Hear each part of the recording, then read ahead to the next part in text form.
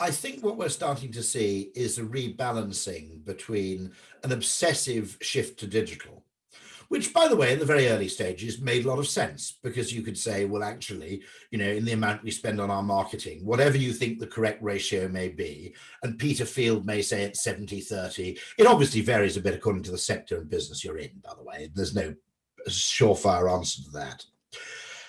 There was a kind of rush to digital, which made sense in the early days because most companies were underweight there. I think what we are seeing is, in general, and this applies to TV and radio as well as merely kind of online, as well as print. I think what we are seeing is a kind of redressing of the balance slightly. And I've noticed a few clients, even clients in tech sectors, are making heavier use of bought media, or indeed, in some cases, print. And the reason for this, by the way, makes perfect sense, which is that generally, if you consider that purchasing proceeds through a kind of funnel, okay, there are two ways of looking at that, really. And the two ways of looking at it, it's either that you would use the theory of constraints. We need to spend more on whichever part of the funnel is actually limiting our growth. And, that may be downstream, it may be conversion. You probably need to optimize conversion first before you start spending money higher up. But increasingly, I think that companies have, to some extent, improved conversion. There's still room to go. Where the actual scarcity lies, or where the constraint lies, is simply further up the funnel. The other way of looking at it, in other words, when you're widening a road, the place to widen a road is at its narrowest point. So that would be a case where, maybe 10 years ago, 15 years ago, the narrowest point was digital and it was online conversion. Now it increasingly isn't the narrowest point. The other way to look at it is multiplication, that in fact, what you do upstream multiplies what you do downstream. Now, a very simple thing in multiplication, and I can be absolutely confident that nobody struggles with the maths here, is if you have an equation which is 1 times 3, okay, and you have 1 to add to, well, it's not an equation, it's a product, but if you have 1 to add to either the 1 or the 3, okay, you add the 1 to the 1, not to the 3, because 1 times 4 is 4, but 2 times 3 is 6. Okay, if you have 2 times 3, 3 times 3 is 9, whereas 2 times 4 is 8. Okay, very simple. Okay, and so in any multiplication thing, if you have a certain amount of improvement to be made or gain to be made, you should try and make the gain at the lower half.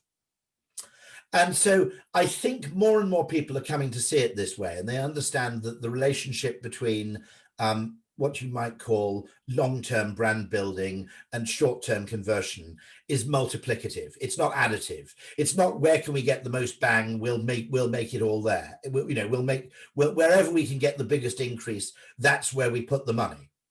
It's increasingly an understanding that the two are interdependent. And Mark Ritson calls this bothism. Mark Ritson, is often viewed as a kind of evangelist for, conventional and mass media. And in fact, his argument is not that at all. He simply argues for a sensible balance between the two approaches. There's another thing which also arises from the ThinkVox research, which was done by Matt Hill and others fairly recently, which is, now when you think about it, print by definition, because it's a non-fluid medium, unlike an LCD screen, when you make a promise in print, we can be fairly confident, laser print is different, I grant you, but when you make a printed promise, we can be fairly confident that you're making the promise to a large number of people. And we seem to react differently to promises or claims that are made in a public space, in a static medium, if you like outdoor. They have an extra degree of conviction than promises we make in a private space, one person at a time, with an individually changeable message.